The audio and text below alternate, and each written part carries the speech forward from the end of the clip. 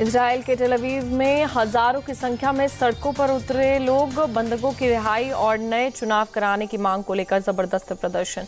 विरोध प्रदर्शन के दौरान प्रदर्शनकारियों और पुलिस के बीच झड़प। पुलिस ने कई प्रदर्शनकारी को हिरासत में लिया। सरकार के खिलाफ कर रहे थे प्रदर्शन। आतंकी संगठन हिजबुल्लाह का बड़ा दावा। इजरायली सेना के ड्रोन को मार गिराने का किया दावा। हमले में एक व्यक्ति की मौत, एक घायल। गाजा में इजरायली सेना की भीषण बमबारी जारी। हमले के बाद आसमान में दिखा काले धुएं का गुबार। पेरू की राजधानी लीमा में फिलिस्तीन के समर्थन में मार्च। गाजा में इजराइल के हमले का जताया गया विरोध। लंदन की सड़कों पर हजारों की संख्या में उतरे लोग फिलिस्तीन के समर्थन में निकाली रैली। ड्रोन फुटेज आया सामने।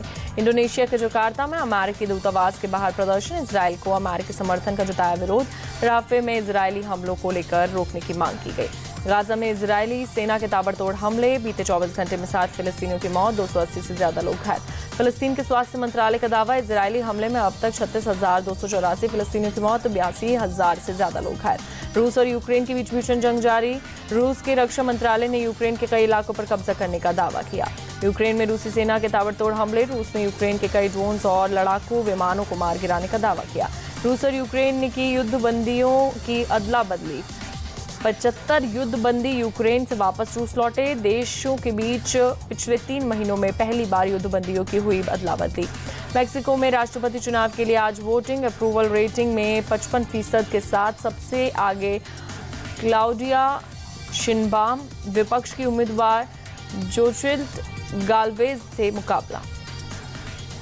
अमेरिका के फिनिक्स में एक घर में गोलीबारी। एक पुलिसकर्मी समेत 2 लोगों की मौत, 3 लोग घायल। जांच में जुटी पुलिस।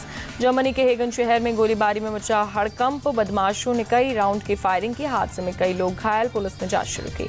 जर्मनी के बेबेन हाउसेन में भारी बारिश के बाद आई बाढ़ की तबाही।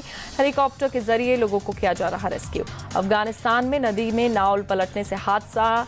नंगरहार में नदी पार करते समय नाव पलटी। हादसे में कम से कम 20 लोगों की मौत। अमेरिका के रक्षा मंत्री लॉर्ड ऑस्टिन ने फिलीपींस के रक्षा मंत्री से सिंगापुर में की मुलाकात। दोनों नेताओं के बीच कई मुद्दों पर हुई चर्चा। चीन के राष्ट्रपति शी जिनपिंग ने बहरीन के किंग हमाद बिन ईसा अल खलीफा से बीजिंग में की मुलाकात। दोनों देशों के बीच व्यापक रणनीतिक साझेदारी को लेकर हुई चर्चा। थाईलैंड के बैंकॉक में LGBTQ एनुअल प्राइड परेड का आयोजन हुआ। 10,000 से ज्यादा लोग परेड में हुए शामिल।